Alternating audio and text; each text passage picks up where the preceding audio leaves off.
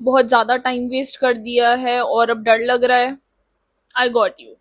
क्योंकि तुम्हारे half yearly exam या जिसको तुम अपने मिड टर्म एग्जाम्स बोलते हो वो बहुत ही पास आ चुके हैं और ज़्यादा कुछ पढ़ाई नहीं हुई है।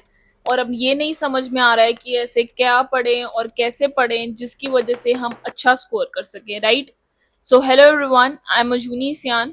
Welcome or welcome back to my channel. So in this video we are going to talk about कि आप कैसे पढ़ें, क्या पढ़ें और अच्छे स्कोर कर सकते हैं in your half yearly exams. So let's start. So जब भी आपकी क्लास स्टार्ट हुई होगी तब तो आपने बहुत अच्छे से पढ़ाई स्टार्ट करी होगी, राइट? लेकिन अब आपके कुछ डिस्ट्रैक्शन की वजह से या कोई ऐसी कोई प्रॉब्लम की वजह से आपने अब पढ़ाई नहीं करी हुई है। तो सबसे पहले हम बात कर लेते हैं कुछ कॉमन प्रॉब्लम्स जो आप सब लोग फेस कर रहे होगे। आप कोई भी क्लास में हो, 8th 9th 10th 11th 12th, common problems हैं। उसमें से सबसे पहले आती है कि लेस टाइम टू स्टडी, कि बहुत कम टाइम रह गया है पढ़ाई करने के लिए, अब क्या करें। सेकंड आ जाती है लो सेल्फ कॉन्फिडेंस, कि तुम्हारे में अब इतना सेल्फ कॉन्फिडेंस नहीं है, तुम्हें ऐसा लगता है कि तुम अब पढ़कर कुछ भी क्रैक कर सकते हो, अच्छे मार्क्स लेकर आ सकते हो। थर्ड आ जाता है what is the right strategy to study, कि क्या सही स्ट्रैटेजी है कि अब अभी हम कैसे पढ़ें और कितना पढ़ें ताकि हम एटलीस्ट एक डिसेंट स्कोर कर सकें हमारे हाफ ईयरली एग्जाम्स के अंदर। तो इन सबको हम डिटेल में समझने की कोशिश करें। तो हमें ये तो पता चल गया कि हमारी कौन सी प्रॉब्लम्स हैं जिसकी वजह से हम अपना सिलेबस टाइमली कंप्लीट नहीं कर पाए। बट अब हमें ऐसा कौन सी स्ट्रैटेजी को फॉलो करना चाहिए जिसकी वजह से हम अच्छे मार्क्स स्कोर करें अपने हाफ ईयरली एग्जाम्स के अंदर। इसके अंदर सिंपल से 3 स्टेप्स फॉलो करेंगे। Step number 1, note down your syllabus. आप अपना पूरा सिलेबस एक लिस्ट पे लिख लो, सब्जेक्ट वाइज अपना जो सिलेबस है वो आपको लिखना है। ऐसे नहीं करना है कि आपने एक सब्जेक्ट, सारे ही सब्जेक्ट एक ही पेज पे लिख लिया, नहीं, हर एक सब्जेक्ट की अलग अलग पेज लगा लो। फॉर एग्जाम्पल आपने साइंस का जो सिलेबस था, जितना आपके हाफ ईयरली एग्जाम्स के अंदर आना है उतना आपने नोट डाउन कर लिया चैप्टर वाइज। जैसे साइंस के ऊपर हेडिंग दे ली, ये चैप्टर आना है, ये चैप्टर आना है, ये चैप्टर आना है, ये चैप्टर आना है।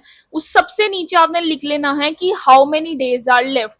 जैसे कि आपके पेपर के अंदर आपके आपके पर्सनली मैं बताऊं तो ये चीज आप पे डिपेंड करेगी कि आपके स्कूल के अंदर हाफ ईयरली एग्जाम्स कब हैं। किसी के 15 डेज में आ रहे होंगे, किसी के 20, किसी के 30 डेज में आ रहे होंगे। तो उतने डेज, जितने डेज लेफ्ट है उतने डेज हमने सबसे लास्ट में लिख लिए। ऊपर हमने लिख लिया नेम ऑफ द चैप्टर्स, नीचे हमने लिख लिया नंबर ऑफ डेज लेफ्ट। इससे एक डेडलाइन बन जाएगी, ठीक है? तो ये शीट आपको एज इट इज अभी तैयार करनी है subject wise. Let's come to the topic that is how to study, कि पढ़ाई करनी कैसे है अब जो हमने लिस्ट बनाई है उसके अकॉर्डिंग। तो सबसे पहले हम करेंगे बात डन चैप्टर्स के बारे में। जो चैप्टर्स आपके ऑलरेडी डन है उनको तो वैसे भी आपने लास्ट के डेज में ही करना है, और जैसे आपने उसको करा था आप सिंपली उनके नोट्स या एनसीईआरटी के थ्रू उसको रिवाइज करके जा सकते हो। You will be good to go with that, ठीक है? उसके बाद हम बात करेंगे पार्शियली डन चैप्टर्स के बारे में, जो आपको सबसे पहले करने को कहा है मैंने, राइट? तो वो आपको कैसे करने हैं? सिंपली आप यूट्यूब पर, अगर आप कोई ट्यूशन से नहीं पढ़ते हो या ऑब्वियसली अगर पढ़ते भी हो तो भी आपको यूट्यूब का ही सहारा लेना पड़ेगा, नो मैटर व्हाट। यूट्यूब पे वन शॉट देखो उस चैप्टर का, 9th 10th में हो, one shots are enough. But अगर 11th 12th में भी हो और बहुत कम टाइम पड़ा है, थोड़े लंबे ड्यूरेशन के होते हैं, one shot is the best thing. आप उसको आप कोई भी वन शॉट अच्छे किसी, वैसे सारे ही टीचर्स अच्छे पढ़ाते हैं, आपको कोई भी टीचर पसंद है तो उनसे आप पढ़ सकते हो कोई भी स्पेसिफिक चैप्टर। उसको आप लेक्चर को फॉलो करो, अच्छे से देखो, और फिर उसके बाद डायरेक्टली अपने क्वेश्चंस करने प्रैक्टिस कर लो, क्योंकि एट द एंड तो आपको क्वेश्चन ही आने वाले हैं ना अपने क्वेश्चन पेपर के अंदर, हमारे एग्जाम्स के अंदर तो आपको क्वेश्चन ही सॉल्व करने पड़ेंगे। After watching one shot do the questions and then also do the writing practice. बहुत बार इफ अगर स्पेशली अगर आप 9th 10th के स्टूडेंट हैं तो यार कभी कभार राइटिंग प्रैक्टिस नहीं होती है। ये तो पता होता है लिखना क्या है, बट कैसे लिखना है नहीं पता होता। तो उसके लिए आप कुछ कुछ सब्जेक्ट्स की राइटिंग प्रैक्टिस करनी इंपॉर्टेंट है। फॉर एग्जाम्पल इंग्लिश के अंदर हमारे जो राइटिंग सेक्शन रहता है उसकी तो राइटिंग प्रैक्टिस करनी है आपको। अगर आप हिंदी आपके पास है, पंजाबी है, ऐसे कुछ सब्जेक्ट्स हैं जिनकी राइटिंग प्रैक्टिस करनी पड़ती है। अगर मैथमेटिक्स भी है, फिजिक्स है, तो multiple type of question practice is important, ठीक है? वो तो लिख लिख कर ही प्रैक्टिस करने पड़ते हैं, डायरेक्टली वहां पर नहीं आएगा। बायोलॉजी भी अगर है आपके पास, लाइक अगर साइंस है आपके पास, तो उसमें भी you can't skip the diagram practice. Obviously question answers लिख लिख कर प्रैक्टिस नहीं करोगे ऐसे सब्जेक्ट्स की, हिस्ट्री, बायो, ऐसे सब्जेक्ट्स की, बट जो डायग्राम्स रहती हैं बायो के अंदर वो तो एक बार आपको ड्रॉ करके देखनी ही पड़ेंगी, रफली ही सही। तो ये सारी स्ट्रैटेजीज रहेंगी आपके पार्शियल चैप्टर्स के अंदर जो आपको पार्शियली डन है। लास्टली अब हम बात करेंगे जो आपके कंप्लीटली लेफ्ट चैप्टर्स हैं, ठीक है। देखो एक चीज मैं इसके अंदर बता दूं कि आपको ये नहीं है कि लेफ्ट चैप्टर्स बिल्कुल छोड़कर जाने हैं, कर कर जरूर जाने हैं, बट फिर भी you have to focus on your quality rather than your quantity. ये नहीं करना है कि मैं सारे चैप्टर कर जाऊं, आता सही से कोई भी ना हो, क्योंकि बाद में क्वेश्चंस नहीं बनते हैं एग्जाम के अंदर जाकर।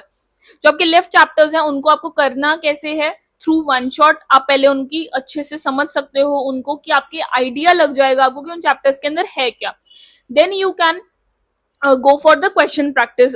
कोई भी एक अच्छी सैम्पल पेपर या बुक उठाकर स्पेसिफिक उन चैप्टर्स के कुछ कुछ क्वेश्चंस देख सकते हो, या फिर प्रीवियस ईयर के अंदर कैसे क्वेश्चंस आते हैं, क्योंकि स्कूल वाले भी यार उस पर फोकस करते ही हैं अगर बोर्ड की क्लास है आपकी, तो ऐसे उनको कर सकते हो। One strategy last minute tips के लिए ये बहुत ज्यादा इंपॉर्टेंट है। First one is quality over quantity, focus more on the quality rather than the quantity. Second one is study and focus more on your done and partial chapters. And the third is follow the planner, the tips that I have given to you. And that's it for today's video. I hope you like it and follow for more such videos. Till then, take care and bye bye.